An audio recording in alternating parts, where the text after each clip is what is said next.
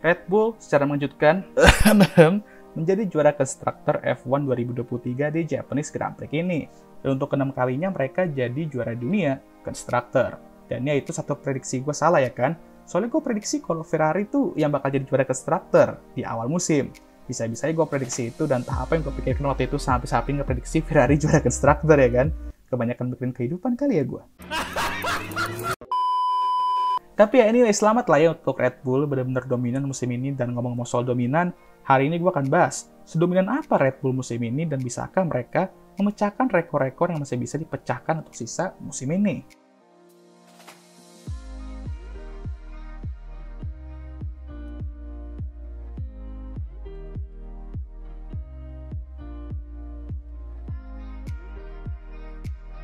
Red Bull RB19 dapat dikatakan merupakan salah satu atau bahkan mobil dominan dalam sejarah F1. Dan gue bisa bilang ini adalah mobil terbaik yang pernah dibangun Red Bull dalam sejarah mereka di F1. Iya, secara statistik pun mendukung lah ya sejauh ini. Mereka hanya kecolongan di satu balapan aja, yaitu di Singapura Grand Prix kemarin. Dan sampai akhir musim nanti mungkin track itu aja yang mereka tuh bakal kecolongan. Karena harusnya sisa-sisa track untuk F1 2023 ini bakal menguntungkan mereka. Paling Las Vegas nanti lah ya yang bakal buat mereka ketar-ketir dikit. Karena track kayak Las Vegas dengan lurusan yang lumayan panjang itu harusnya lebih menguntungkan Ferrari. Nah itu sih kalau Red Bull ngelawak lagi kayak di Singapura qualifying kemarin. Dan tentu aja kita bahas dulu apa sih yang membuat Red Bull sedominan itu musim ini sampai-sampai mereka bisa dan hampir aja memenangkan semua balapan musim ini. Yang pertama, mobil mereka itu kencang secara universal. Jadi mau kayak gimana pun layoutnya, mereka tuh bakal tetap kencang. Beda dengan tim-tim lain yang mereka hanya kencang di beberapa aspek aja, tapi lemah di aspek lainnya. Sehingga kalau datang ke track yang nggak menguntungkan dengan mobil mereka tuh bakal kewalahan. Lalu mengapa mereka keteteran di Singapura? Ada yang bilang karena perubahan technical directive mengenai flex bodyworks, tapi bisa dibilang bahwa itu nggak terlalu berpengaruh setelah kita melihat performa mereka di Suzuka tadi siang. Jadi mengapa? Ya, pertama kita sadar bahwa Singapura adalah track yang unik. Banyak sekali kita lihat di masa lalu bahwa Singapura bisa menjadi mimpi buruk bagi tim-tim yang mendominasi, kayak Red Bull ini nih. Lalu setup yang mereka gunakan, khususnya di qualifying itu juga nggak bekerja, dan buat mobil mereka tuh undrivable banget. Walaupun mereka akhirnya bisa lebih nyaman di race dan kenceng juga di akhir-akhir race ya. Habis itu ya udah kita nggak tahu apa masalah sebenarnya, karena Red Bull nggak ada kasih tahu di media, dan kalau mereka tahu pun ngapain juga dikasih tahu ya kan?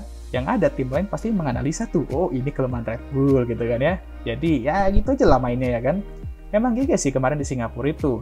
Bisa-bisanya dukung pembalap Red Bull, termasuk Max loh ya, kena KO di Q2 sama Magnus sendiri. Tapi gitu-gitu mereka ngeribat loh di race ya guys, kalian sadar ya. Kalau misal mereka lebih hoki dikit dengan timing safety car dan strategi mereka, podium atau kemenangan tuh bisa aja mereka raih kemarin tuh. Melihat pace mereka di akhir stint Singapura Grand Prix kemarin. Lalu alasan mengapa mereka mampu sedominan ini? Well, gua nggak usah sebut namanya lah ya, pasti kalian udah tahu siapa yang bakal gua maksud ini. Si abang Belanda satu ini, Max Verstappen, yang emang benar-benar 2 atau 3 atau bahkan lebih lah ya, levelnya di atas pembalap lain sekarang termasuk rekan timnya Checo. Kalian mau bilang, ya lah bang, dia kan punya mobil bagus, ya lah makanya dia menang terus gitu kan ya. Ya kalau gitu Checo kemana aja? Setelah Miami Grand Prix kita kemana si Checo ini? KO terus di Q2 sama Q1 dan finish di posisi yang nggak sesuai harapan. Termasuk di Suzuka hari ini. Ngapain aja nyundul pembalap itu ya kan? Kerasukan George Russell dia kayaknya deh. Jadi ini kita mikir emang mobilnya beneran dikejar sama tim lain sehingga Checo juga menurun, atau emang Checo-nya yang underperform dan Max emang lagi god mode aja. Kalau menurut gua ya Max emang lagi di masa prime sekarang dan Checo pun merasakan tekanannya juga. Seperti kata Mbah Helmut, nggak ada pembalap yang bisa mengalahkan Max sekarang. Dan kalian mau sebenci apapun sama Mbah Helmut, dia tidak salah, setidaknya untuk saat ini, karena kita akan lihat dalam beberapa tahun ke depan. Ada nggak yang bisa bersaing sama Max? Tapi itu pun juga tergantung sama tim pembalap itu. Kalau mereka bisa membangun mobil sekencang Red Bull, mungkin bisa. Tapi selagi Red Bull masih bisa membangun mobil kencang kayak RB19, dan Max pun nyaman dengan mobilnya, dan tim lain nggak bisa bangun mobil sekencang mereka, jangan harap mereka akan berhenti mendominasi. Max lah yang menjadi alasan utama mengapa Red Bull sangat amat dominan musim ini. Kalau nggak ada dia, mungkin musim ini bakal lebih menarik ya kan? Tapi ya kita juga harus apresiasi apa yang telah Max lakukan musim ini. Jadi ya udah kayak love-hate relationship aja sama Max ini ya kan? Kayak hubungan lu sama dia. Jadi ya Max GG lah anda lah ya, dan full respect buat lu, dan dia pun memiliki kesempatan untuk meraih gelar juara ketiganya di Qatar nanti. Bahkan di sprint race pun juga bisa, karena di sprint race di Qatar ya. Jadi kita lihat aja apakah dia bisa atau enggak, tapi harusnya bisa lah ya, ini udah aman banget lah, gelar ketiga udah di tangan lah, ini tinggal diraih saja. Nah, sekarang kita bahas rekor-rekor yang udah dipecahkan sama Red Bull dan Max, tapi ada rekor-rekor juga yang belum mereka pecahkan, dan ada kesempatan mereka bisa memecahkan rekor itu nanti saat akhir musim. Red Bull telah memecahkan rekor 11 kemenangan berturut-turut McLaren dengan meraih 15 kali kemenangan secara berturut-turut, lalu Max sendiri juga mampu memecahkan rekor Seb dengan meraih 10 kali kemenangan berturut-turut. Dan tentu aja gue tidak set dalam ngomong ini. Enggak, gue nggak set kok guys, enggak. Dan masih ada beberapa rekor lagi yang mereka bisa pecahkan. Seperti rekor persentase kemenangan terbesar yang dimana McLaren di 1988 yang memegang rekor itu. Dan tentu aja kemenangan terbanyak dalam satu musim yang dipegang oleh Mercedes pada musim 2016, yang dimana dia meraih 19 kemenangan. Dengan sisa 6 balapan lagi musim ini, Red Bull bisa banget memecahkan rekor itu. Dan ya kita lihat aja apakah mereka bisa atau enggak. Kalau mereka bisa menang 6 balapan itu, 2 rekor itu pasti akan terpecahkan oleh mereka. Jadi 6 balapan ini akan sangat menarik untuk kita tonton kalau kita lihat dari segi statistik. Tapi baik lagi, congrats Red Bull, full respect buat kalian semua, juara konstruktor 6 kali dengan sedominan itu. Gue bener-bener speechless banget, dan ya sangat amat layak mengingat betapa dominannya mereka musim ini.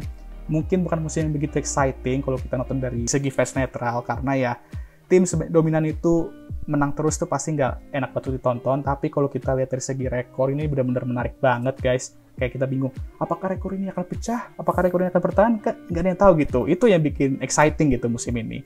Jadi ya, cerita menarik di belakangnya juga banyak, dan rekor-rekor dipecahkan tuh juga lumayan legendaris ya kan. Dan tentunya kita nggak bisa lupakan satu hal yang bikin musim ini menarik, yaitu podcast Max Verstappen.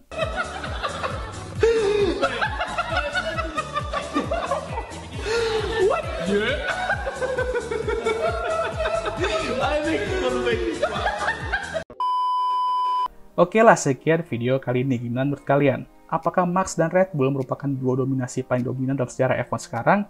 Kalian bisa tulis komentar kalian kolom komentar, dan gue pengen cek dulu nih, apakah ada yang selebrasi barbecue nih? Mengingat Red Bull udah juara konstruktor, mungkin Christian Horner ada kali yang ntar tuh ngadain barbecue di rumahnya. Ya, gue cek dulu lah ya, apakah ada, karena gue mau ikutan nih. Dan ya, jangan lupa like, subscribe, dan share video ini, dan jangan lupa juga untuk nyalakan lonceng notifikasi agar kalian semua tahu ketika gue ngupload video baru. Jangan lupa juga untuk follow Instagram gue, dan seperti biasa video ini akan ditutup oleh... That's it! Ta-da!